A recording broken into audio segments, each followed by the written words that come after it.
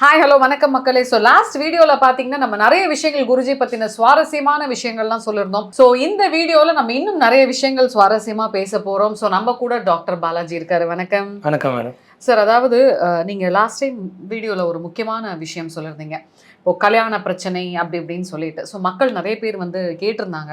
இந்த கல்யாண தடை நிறைய இருந்துக்கிட்டே இருக்கு இல்லையா? ஸோ இந்த கல்யாணம் சார்ந்த விஷயத்தில் குருஜி வந்து எந்த அளவுக்கு வந்து ஹெல்ப் பண்ணி கொடுத்துக்கிட்டு இருக்காருன்னு கேட்டாங்க. ஸோ அதை பற்றி சொல்ல முடியும்? இப்போது கரண்ட் சினாரியோவில் பார்த்தீங்கன்னா முக்கியமான பிரச்சனை அப்படின்னு எடுத்திங்கன்னா மக்களுக்கு பணம் அப்படின்றது எப்படி வர வைக்கிறது, எப்படி சம்பாதிக்கிறது, சேர்த்த பணத்தை எப்படி வந்து செலவாகாமல் வந்து தேவையில்லாத செலவுகள், அந்த தேவையில்லாமல் செலவாகுதுன்னு தான் சொல்கிறோம் இல்லைங்களா? காசு இருக்குது பட் விரயமாகுது, விரைய செலவுகள் நல்லா இருக்குது, சுப செலவுகளாக இல்லாமல் நோய்வாய்ப்பட்டு ஹாஸ்பிட்டலுக்கு இந்த மாதிரி தேவையில்லா விரயமாகுது அப்படின்றது, கடன் தொல்லை, இந்த மாதிரிலாம் வந்து பிரச்சனைகளுக்கெல்லாம் பார்த்திங்கன்னா ஒன் ஸ்டாப் சொல்யூஷன் மாதிரி சொல்லலாம். இப்போது கல்யாணம் என்ற விஷயத்துக்கு வருவோம். இப்போது கல்யாணம்ன்றது தான் ஒரு வாழ்க்கையிலே ஒருத்தருக்கு வந்து முக்கியமான திருப்பு முனையாக அமைகிற ஒரு விஷயம்.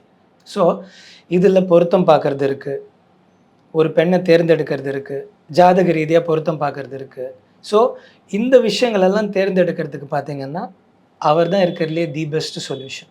அவர்கிட்ட போயிட்டீங்க அப்படின்னா எந்த ஜாதகம் எந்த ஜாதகருக்கு பொருந்தும் அப்படின்னு சொல்லி, இதுதான் வாழ்க்கை துணைவியாக அமைய வேண்டியதாக இருந்தால் தான், அதுக்குன்னுடைய விதி இருந்தால் தான் வந்து அமைச்சு கொடுக்கறதுக்கு உண்டான கரெக்டான ஒரு சொல்யூஷன் அண்ட் ஸ்பாட்டை வந்து அவர் கொடுப்பார். ஸோ 10 ஜாதகம் இல்லை 100 ஜாதகம் கொடுத்தா கூட இந்த ஜாதகரோட தான் இந்த ஜாதகர் சேரணும் அப்படின்ற மாதிரி ஒரு விஷயம் இருக்குது. ஆனால் அந்த ஜாதகத்தில் ஒரு 20 ஜாதகம் உங்களுக்கு சேர்கிற ஜாதகமாக இருக்கலாம். விஷயம் அது கிடையாது. எந்த ஜாதகரோட நீங்கள் வந்து தொடர்ச்சியாக ட்ராவல் பண்ணணும்னு ஒரு விஷயம் இருக்குது இல்லைங்களா? அந்த விஷயத்துக்கு இதுதான் கரெக்டான சொல்யூஷனாக இருக்கும். ஸோ ஒரு 20 பேரோட நீங்கள் ட்ராவல் பண்ணி இப்போ நீங்கள் பார்க்குறீங்க கோர்ட்டில் அதிகப்படியாக விவாகரத்துக்கு தான் வந்து நிறைய இருக்குதுன்னு சொல்கிறாங்க. நம்ம ரொம்ப கஷ்டமாக இருக்குது நம்ம கேள்விப்பட்டாலே. ஸோ அதெல்லாம் இல்லாமல் நடக்கிறதுக்கு எப்படி, அது டைம் எடுத்துக்கிறதுலாம் ஓகே, வாஸ்தவமான பேச்சு தான். ஆனால் அதை மீறி எந்த ஜாதகத்துக்கு எது பொருத்தமாக இருக்கும், இந்த மாதிரி பிரச்சனைகள் குடும்பத்தில் நடக்காமல் இருக்கிறதுக்கு எந்த ஜாதகங்கள் சேரணுன்றதுக்கு இது ஒரு கரெக்டான சொல்யூஷனாக இருக்கணும். அடுத்தபடியாக கல்யாணம்ன்றது மிகப்பெரிய விஷயமா அமையுது அப்படின்னு பார்த்த பிறகு பார்த்திங்கன்னா இப்போது குழந்தையின்மைன்றது ரொம்ப சாதாரணமான விஷயமே போச்சு. குழந்தை பேரே இல்லை யாருக்குமே. எல்லாருமே இப்போ இந்த நிறைய ஃபர்டிலிட்டி சென்டர்ஸ் வந்துச்சு. இன்ஃபர்டிலிட்டி ரொம்ப காமன் ஆகிப்போச்சு, ஃபர்டிலிட்டி சென்டர்ஸ் அதிகமாகி போச்சு. ஸோ உங்களுக்கு ப்ரெக்னென்சின்றது ஒரு பக்கம், இன்ஃபர்டிலிட்டின்றது இன்னொரு பக்கம், அடுத்தது குழந்தை சரியாக பிறக்கிறது, நார்மல் டெலிவரின்றதே இப்போ இல்லை, சி செக்ஷன்ன்றது தான் இப்போ நார்மல் டெலிவரி. ஸோ இந்த 3 விஷயம் எவ்வளோ பெரிய விஷயம் பாருங்கள். ஸோ குழந்தை பேர், குழந்தை சரியாக பிறக்கிறது, கல்யாணம், இந்த 3 விஷயத்துக்குமே வந்து பார்த்திங்கன்னா குருஜி கிட்ட வந்தீங்கன்னா சரியான ஒரு துணைவியை தேர்ந்தெடுக்கிறது, எந்த ஜாதகங்கள் அமையணும் அப்படின்னு சொல்கிறது, அது ஆன பிறகு குழந்தை பேர் எந்த குழந்தை பிறக்கும் வரைக்கும் அவர் சொல்லிடுவார். ஸோ மக்கள், இது ஒரு முக்கியமான விஷயம் நம்ம டாக்டர் பாலாஜி சார் சொல்கிறது. அதாவது அவர் ஒரு வார்த்தை விட்டார், நிறைய டிவோர்ஸ் கேஸ் இப்போ வந்துட்டுருக்கு அப்படின்னு சொல்லிட்டு. டிவோர்ஸ் மட்டும் இல்லைங்க, நிறைய மனக்கசப்பு, அதாவது ஹஸ்பண்ட் ஒய்ஃப்குள்ளே ஒரு ப்ராப்பர் யூனிட்டி கிடையாது, ஒப்புக்கு ஒரு சொசைட்டிக்காக வாழ்ந்துக்கிட்டு இருப்பாங்க. அது மட்டும் இல்லை, நிறைய பேர் மிஸ் அண்டர்ஸ்டாண்டிங் ஆகி பிரிஞ்செல்லாம் இருப்பாங்க. ஸோ இதுக்கான டீப் ப்ராப்ளம் என்ன, டீப் விஷயம் என்ன அப்படின்னு பார்த்தீங்கன்னா, உங்களுக்குள்ள ஏதோ ஒரு பிரச்சனை இருக்கும். அந்த பிரச்சனை என்னன்றதை தெரிஞ்சுக்காமல் இருப்பீங்க. ஸோ நம்ம சார் சொல்கிற மாதிரி நீங்கள் குருஜி கிட்ட அணுகுனீங்கன்னா, உங்கள் வீட்டில் நீங்கள் ஜாதகம் பார்க்கணும், கல்யாணம் பண்ணணும் அப்படின்ற ஐடியா இருந்துச்சுன்னா ஜாதகம் கூட நீங்கள் பார்க்க தேவையில்லை, நீங்கள் குருஜியை மீட் பண்ணால் கண்டிப்பாக உங்களுக்கான பர்ஃபெக்ட் பேரா அவர் வந்து கண்டுபிடிச்சி சொல்லிடுவார். ஸோ ரொம்ப அருமையாக சொன்னீங்க. இப்போ குழந்தை பற்றி பேசுகிறப்போ நீங்கள் ஒரு வார்த்தை விட்டீங்க, நிறைய ஃபர்டிலிட்டி சென்டர்ஸ்ன்னு சொல்லிட்டு. ஸோ இப்போது ஒரு ஜாதகம், சரி ஜாதகமே வேண்டாம், இப்போ ஒருத்தவங்க வந்து மீட் பண்ணுறாங்க, குழந்தை வந்து தடையாயிட்டே போயிட்டு இருக்கு அப்படின்னு சொல்கிறாங்கன்னா அதுக்கான துல்லியமான காரணத்தை சொல்லுவாரா? ஆமாம், சொல்லுவார். எதனால் வந்து இந்த ப்ராப்ளம் இருக்குன்றதை வந்து டீப் ரூட்லேருந்து சொல்லுவார். யார்கிட்ட பிரச்சனை இருக்காது, அது அவருடைய ஸ்பெஷாலிட்டி என்னென்னா, உங்ககிட்ட இருக்கிற பிரச்சனையை வந்து அவர் தெரிஞ்சுக்கிட்ட பிறகு உங்ககிட்ட தான் பிரச்சனை இருக்குது. ஏன்னா ஒருத்தர் வரப்போ அவங்கள பற்றி மட்டும்தான் பேசணும். 2 பேர் வரப்போ பார்த்தீங்கன்னா ஒருத்தரை பற்றி பிரச்சனை சொன்னால் வீட்டுக்கு போன பிறகு என்ன சொல்லுவாங்க, என்கிட்ட நான் நல்லா தான் இருக்கேன், பிரச்சனை எல்லாம் பார்த்தியா நீ தான் வச்சுட்டு இருக்க அப்படின்ட்டு யாரா ஒருத்தர் கண்டிப்பாக அப்பர் ஹேண்ட் எடுப்பாங்க இல்லைங்களா? அது ஒரு பிரச்சனை ஆகக்கூடாதுன்றதுக்காக இந்த பிரச்சனைன்றது உங்கள் ஜாதகங்கள் இருக்குது அப்படின்ட்டு ஜாதகத்துக்கு அவர் எடுத்துகிட்டு போயிட்டு அதுக்குண்டான தீர்வை வந்து என்ன பண்ணணுன்றதை சொல்லிட்டு விட்டுருவாரே தவிர, ஃபிசிக்கலாக உங்ககிட்ட ப்ராப்ளம் இருக்குது, உங்ககிட்ட தான் இந்த பிரச்சனை இருக்குன்னு யாரையுமே வந்து குறிப்பிட்டு சொல்ல மாட்டார். அது மேலாவோ ஒரு ஹஸ்பண்டாகவும் இருக்கலாம், இல்லை ஒய்ஃப் கிட்டேயும் இருக்கலாம், 2 பேர்கிட்டையும் இருக்கலாம். அதை பற்றி அவர் பேச மாட்டார். உங்களுக்கு என்ன வேணுன்ற சொல்யூஷனை பற்றி மட்டும் பேசி சமரசத்தை எடுத்துன்னு வந்து உங்கள் 2 பேருக்குள்ள பரஸ்பரத்தை வந்து உண்டு பண்ணுறதை வந்து பேசுவாரே தவிர, உங்களுக்குள்ள பிரிவினை பற்றி பேச வைக்கிறது அப்படின்னு ஒரு யோசிக்கவே மாட்டார் அவர். சரி, இன்னொரு ஒரு முக்கியமான கேள்வி சார். அதாவது இப்போ நிறைய பேர் பார்த்துக்கிட்டிங்கன்னா குழந்தை இல்லை, கல்யாணம் ஆகலை அப்படின்றப்போ வந்து இந்த பரிகாரம் பண்ணு, அந்த பரிகாரம் பண்ணு, இப்படி போ அப்படி போன்னுலாம் சொல்லுவாங்க. அதை நம்ம கேள்விப்பட்டிருக்கோம். இப்போ குருஜியோட ஸ்டைல் எப்படி? ஏதாவது யாகங்கள் வளர்ப்பீங்களா? அதாவது பூஜை புனஸ்காரம் அந்த மாதிரியா? அதாவது சாமி இந்த கோயில் சாமி கும்பிடுறது, தீர்வுகள் பார்க்கறதுலே பல வகைகள் உண்டு. பூஜை பண்ணுறது அப்படின்னு ஒன்று இருக்குது, யாகம் வளர்க்குறது, ஹோமம் வளர்க்குறதுன்னு ஒன்று இருக்குது, கோயில்கள் ஸ்தலங்களுக்கு போயிட்டு பண்ணுறதுன்னு இருக்குது, சில தர்ப்பண வகைகள் கொடுக்கறது இருக்குது. இந்த மாதிரி பல பல பரிமாணங்கள் இருக்குது பூஜை வகைகளில். அவருக்கு இப்போ என்ன சொல்யூஷன் என்னன்னு தெரிஞ்சுக்கிட்டாருன்னா அவங்களுக்கு உண்டானதை கொடுப்பாரே தவிர, இதுக்கு இதெல்லாம் பண்ணணும் அப்படின்லாம் சொல்ல மாட்டார். அது ரொம்ப ப்ரைவேட்டாக சீக்ரெட்டாகவும் வச்சுப்பார். நாங்கள் கூட இருக்கிறோமே தவிர, இவங்களுக்கு என்ன பிரச்சனைனா பிரச்சனை இருக்குன்னு தான் சொல்லுவாரே தவிர, இவங்களுக்கு இந்த பிரச்சனைன்னு கூட பப்ளிசைஸ் பண்ண மாட்டார். உங்களுக்கு என்ன பிரச்சனையோ அது உங்ககிட்ட மட்டும்தான் பேசுவார். அதுக்கு உண்டான தீர்வு உங்களுக்கு மட்டும்தான் கிடைக்கும். அதுக்கு உண்டான காரணங்கள் வந்து உங்ககிட்ட மட்டும்தான் டிஸ்கஸ் பண்ணுவார். அந்த பூஜைகளில் பார்த்தீங்கன்னா சூட்சமங்கள் தான் இருக்கும். எதுக்காக இதை பண்ணுறோம்லாம் சொல்ல மாட்டார். அது என்ன பண்ணணுன்ற விஷயங்கள் வந்து உள்ளடங்கி இருக்கும். அவர் வந்து ஒரு ஓப்பன் புக்குன்னு சொல்ல முடியாது. ஓப்பன் புக்கை விட எலாபரேட்டாக பேசுவாரே தவிர, சூட்சுமங்கள் வந்து அவருக்கு மட்டுமே சீக்கிரசியாக வச்சுருப்பார். இவங்களுக்கு என்ன தீர்வுன்றதுக்கு மட்டும்தான் அங்கே வந்து ஆன்சர் கிடைக்குமே தவிர, எல்லாத்தையும் வெட்ட வெளிச்சமாக்கி இவங்களுக்கு இந்த பிரச்சனை, அதை நான் சரி பண்ணி கொடுக்க போகிறேன்றதை சொல்லவே மாட்டார். அவங்களா வர கிளைண்ட்ஸ் வராங்க இல்லைங்களா, அவங்களா வந்து எங்ககிட்ட அவங்க இந்த பிரச்சனைக்கு தான் நாங்கள் வந்திருக்கோம்னு சொன்னால் தான் எங்களுக்கே அவங்கள பற்றி தெரியுமே தவிர, அது தவிர எங்களுக்கு தெரியாது. ஸோ இந்த கல்யாணம், குழந்தை பிறக்கிறது, இது ஒரு தனிப்பட்ட ஒரு விஷயம். இது தவிர பார்த்திங்கன்னா வேறு விஷயங்கள், மற்ற விஷயங்கள்லாம் இருக்குது. அந்த விஷயங்களுக்கு வந்து தனித்தனி தீர்வுகள் அப்படின்றதெல்லாம் வந்து தனிப்பட்ட முறையில் நாங்கள் பார்த்துப்போம். ஸோ அது அவருக்கு மட்டுமே தெரியுமே தவிர எங்களுக்கு அதை பற்றி எந்த ஐடியாவுமே கிடையாது. ஸோ மக்களை பார்த்துட்டு இருக்க நேயர்களுக்கு வந்து நிறைய சந்தேகங்கள் இருக்கலாம். எனக்கு இந்த பிரச்சனையெல்லாம் இருக்குது, ஐயோ நம்ம போய் இவங்களை மீட் பண்ணலாமா அப்படின்ற ஒரு யோசனையும் உங்களுக்கு இருக்கலாம். உங்களுக்கு எந்த பிரச்சனையாக இருந்தாலும் நீங்கள் தாராளமாக கமெண்ட் பண்ணலாம். உங்களுக்கு என்ன ப்ராப்ளமோ அதுக்கான விஷயத்துக்கான சொல்யூஷனை கண்டிப்பாக குருஜி கொடுப்பாரு. ஸோ நீங்கள் கமெண்ட் பண்ணுங்கள், கண்டிப்பாக டீம்லேருந்து உங்களுக்கு காண்டாக்ட் பண்ணி உங்களுக்கான என்ன பிரச்சனையோ அதுக்கான சொல்யூஷனை கொடுப்பாங்க. அடுத்த ஒரு முக்கியமான கேள்வி, பொருளாதார ரீதி, அதாவது எல்லாருமே சொல்லக்கூடிய ஒரு விஷயம் என்ன அப்படின்னு பார்த்தீங்கன்னா, எனக்கு வருமானம் வந்து பத்தலை, எவ்வளோ சம்பாரிச்சாலும் காசு நிற்க மாட்டேங்குது அப்படின்னு சொல்லுவாங்க. இதுக்கு உங்கள் குருஜி கிட்ட ஏதாவது இருக்கா? கண்டிப்பாக இருக்குது. அதாவது படிப்புக்கும் பணத்துக்கும் சம்மந்தம் இல்லைன்னுவாங்க, ஒருத்தருடைய திறமைக்கும் பணம் சம்பாதித்தலுக்கும் சம்மந்தம் இல்லை அப்படின்வாங்க. அதை குருஜி எப்படி ஹேண்டில் பண்ணுறாருன்னா, அருமையாக ஹேண்டில் பண்ணுறாரு. அப்படின்னா எல்லாமே ஜாதகங்கள் சம்மந்தப்பட்ட விஷயமா இருக்கலாம், உங்களுடைய நேரங்காலங்களாக இருக்கலாம், உங்களுக்கு விதிவசம் அப்படின்னு இருக்கலாம். ஸோ படித்தவங்க தான் சம்பாதிக்கணும்னு கிடையாது, படிக்காதவங்க சம்பாதிக்கக்கூடாதுன்றதும் கிடையாது. ஸோ எல்லாருக்கும் என்ன தேவை? வாழ்கிறதுக்கு பணம் தேவை.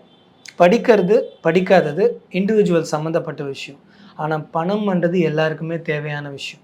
நீங்கள் சொன்ன மாதிரி பொருளாதாரம்ன்றது இருக்கிறப்போ நிறைய விஷயங்கள் இல்லைன்னாலும் அது ஈடுகட்டுது.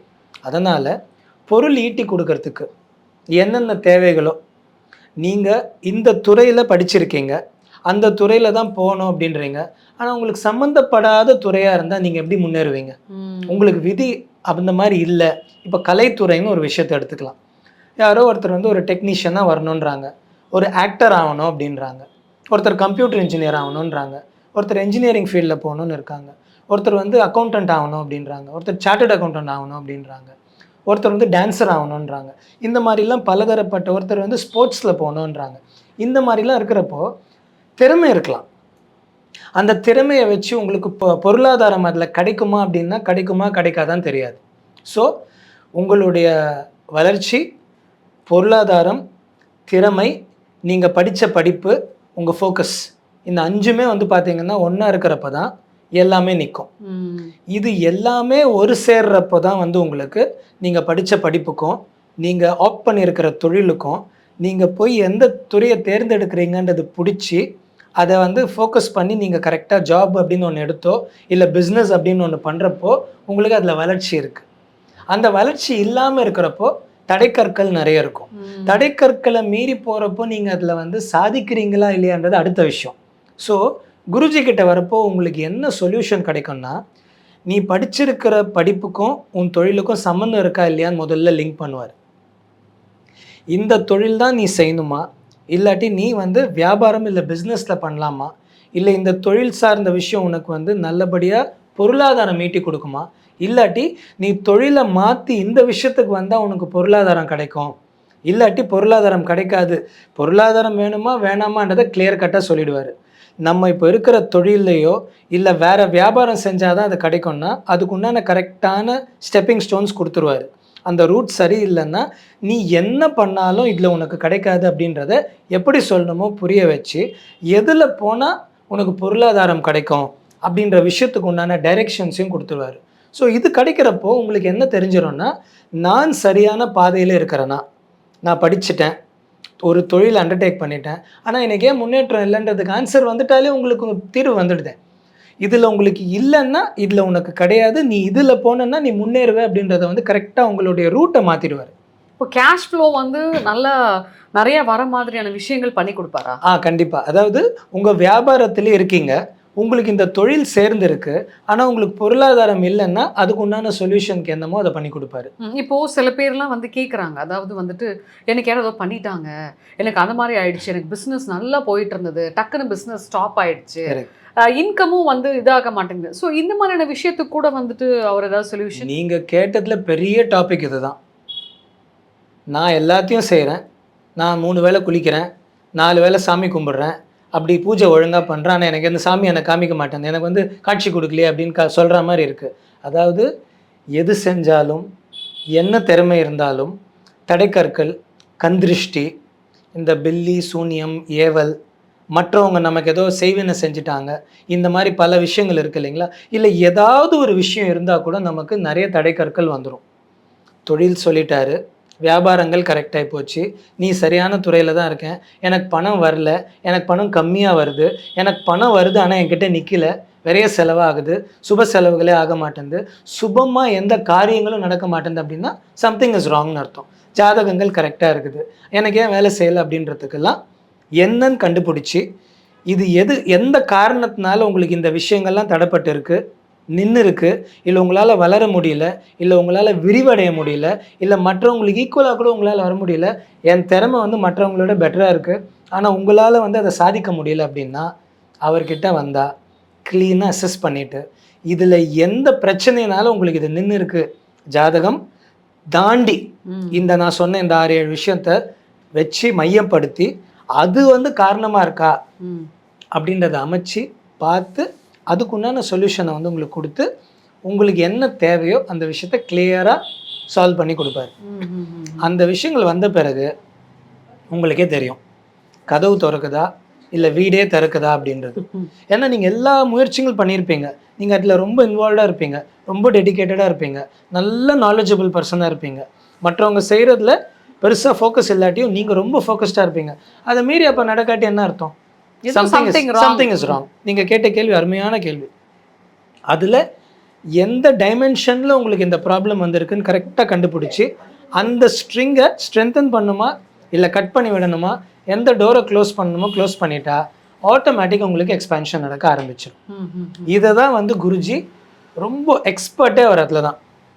மற்ற எந்த இடத்துக்கு போனாலும் இது நடக்குது, இது நடக்கலை, ஆமாம் உங்களுக்கு இது செய்யணும் அப்படின்னு சொல்லுவாங்களே தவிர எதனால் உங்களுக்கு இது நடக்கலைன்றதை கண்டுபிடிச்சி கரெக்டான அந்த ஸ்ட்ரிங்கை பிடிச்சி அதை என்ன பண்ணணுமோ அதுக்குண்டான பர்ஃபெக்டான சொல்யூஷனை கண்டுபிடிச்சி உங்களுக்கு கொடுத்து அதுக்குண்டான தீர்வு கொடுக்கறது தான் அவருடைய எக்ஸ்பர்டீஸு. நீங்கள் எங்கே போனாலும் அந்த தீர்வு உங்களுக்கு ஒரு 50% to 40% தான் கிடைக்க சான்ஸ் இருக்குது. அவர்கிட்ட டைரெக்டாகவே எல்லாமே 100% தான். எது வேணுமோ டைரெக்டாக அந்த பாயிண்ட்டை பிடிச்சி அதுக்கு உண்டான ஸ்விட்சை தான் அவர் போட்டு கொடுத்துருவார். உங்களுக்கு இம்மீடியட்டாக அந்த சொல்யூஷன் கிடைக்கிறப்போ உங்களுக்கு வேறு என்ன வேணும்? சார் நீங்கள் ரொம்ப அருமையான ஒரு பாயிண்ட் சொன்னீங்க. அதாவது வந்துட்டு இந்த கேஷ் ஃப்ளோக்கெல்லாம் பண்ணுறாங்க, சரி ஓகேங்க, கேஷ் ஃப்ளோக்கு ஓகே. சில பேர் கடனில் மாட்டியிருப்பாங்க, அவமானம் சந்திச்சிருப்பாங்க, என்ன பண்ணாலும் வீடேறாது, அதுக்கு என்ன பண்ணலாம்? இல்லை, அது நேரங்காலங்கள் தான். ஏன்னா கடனே வாங்காமலாம் இருந்திருப்பாங்க ஒரு 50 வருஷம் 40 வருஷத்துக்கெல்லாம். எனக்கு 10 பைசா கடன் கிடையாதுப்பா, எனக்கு 10,000 ரூபாய் வருதோ 1000 ரூபாய் வருதோ நான் யாருக்குமே பதில் சொல்ல வேண்டிய அவசியம் இல்லை அப்படின்னு சொல்லிட்டு ஒரு குறிப்பிட்ட வயசு வரைக்கும் எல்லாருமே இருப்பாங்க. அவங்க நேரங்காலங்கள் வந்து அவங்கள தள்ளி விடும். இந்த கடன்ன்ற பிரச்சனையில் போய் மாட்டி கடன்னா என்ன அப்படின்னு தெரியப்படுத்துவாங்க. அதாவது ராவணேஸ்வரன் அப்படின்னு ஒருத்தர் இருந்தார் இல்லைங்களா, ராவணன் இருந்தார் இல்லைங்களா, அப்போது கடன் பட்டார் நெஞ்சம் போல் கலங்கினான் இலங்கை வேந்தன் அப்படின்வாங்க. கடன்ன்றது தான் பார்த்தீங்கன்னா இருக்கிறதுலே பெரிய அவமானத்தையோ தலைகுணவையோ ஏற்படுத்தக்கூடிய ஒரு விஷயன்றதுக்காக தான் கடன் பட்டார் நெஞ்சம் போல் அப்படின்னாங்க. வேற அவமானத்தை சொல்லவே இல்லை. ஸோ கடன்ன்றது ஒரு மோசமான ஒரு விஷயம். ஸோ கடன்ன்ற ஒரு விஷயத்துக்கு நீங்கள் போயிட்டீங்க அப்படின்னா அவமானங்கள் பார்க்க வேண்டியதாக இருக்கும், கஷ்டங்களை பார்க்க வேண்டியதாக இருக்கும், கூனி குறுகி இருக்க வேண்டியதாக இருக்கும், பயம் வரும், எந்நேரமும் ஒரு பயத்தில் இருக்க வேண்டியதாக இருக்கும், தூக்கம் தடைப்படும். உங்களுடைய பேசிக் பிஸ்னஸோ இல்லை ஒர்க்கோ உங்களோட நார்மல் ட்ரெண்டில் உங்களால் வேலை செய்ய முடியாது. எப்போவுமே ஒரு டிஸ்டர்பன்ஸில் இருப்பீங்க. Physical disturbance, mental disturbance, psychological disturbance, of course monetary disturbance. Paisa இல்லைன்னா எல்லா டிஸ்டர்பன்ஸுமே வந்து சேர்ந்துடும். ஸோ இந்த கடன் ஒன்று விஷயம் ஒன்று வந்துடுச்சுன்னா போதும், உங்களுக்கு வேறு எந்த பிரச்சனையுமே தேவையில்லை. எல்லா பிரச்சனையும் நீங்கள் தேடி போக வேணாம், நீங்கள் உங்களை தேடி வரோம், இல்லாட்டி நீங்கள் அதை தேடி போயிடுவீங்க, எல்லா பிரச்சனையும் வர வச்சுப்பீங்க. குருஜினுடைய ஒரு முக்கியமான யூஎஸ்பி என்னென்னா, இந்த கடன் ஏன் வந்தது, அதுக்குண்டான ஆணிவேருக்கு போயிட்டு அதுக்கு என்ன பிரச்சனையோ அதுக்குண்டான தீர்வை கொடுக்கறது தான். ஸோ இந்த கடன்ன்றது ஒன்று வந்ததுன்னா எல்லா தொல்லைகளும் வந்து சேர்ந்துடும். அவமானங்கள் வரும், வீட்டுக்கிட்ட வந்து கத்துவாங்க, என்ன பேசுறதுன்னு தெரியாது. கடன் வாங்கினவங்கள பார்த்துருக்கீங்களா, பயமே இல்லாமல் இருப்பாங்க, ஏன்னா பழகிட்டு இருக்கோம் அவங்களுக்கு. இது கடன் புதுசாக வாங்குறவங்களுக்கோ இதை புது பிரச்சனையாக சந்திக்கிறவங்களுக்கு வந்து பார்த்திங்கன்னா என்ன செய்கிறதுனே தெரியாது அவங்களுக்கு. எவ்ரி செகண்ட் அவங்க பிரச்சனையிலே இருப்பாங்க.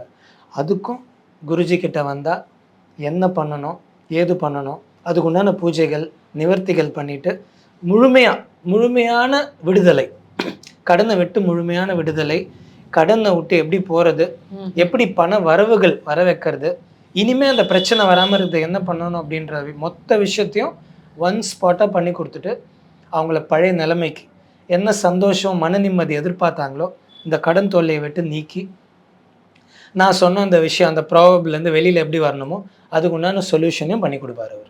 ஸோ மக்களை பார்த்துட்டு இருக்க உங்களுக்கு வந்து குருஜியை மீட் பண்ணணும் அப்படின்னா ப்ரேயர் அப்பாயின்மெண்ட்ஸ் வாங்கிட்டு நீங்கள் கண்டிப்பாக மீட் பண்ணலாம்.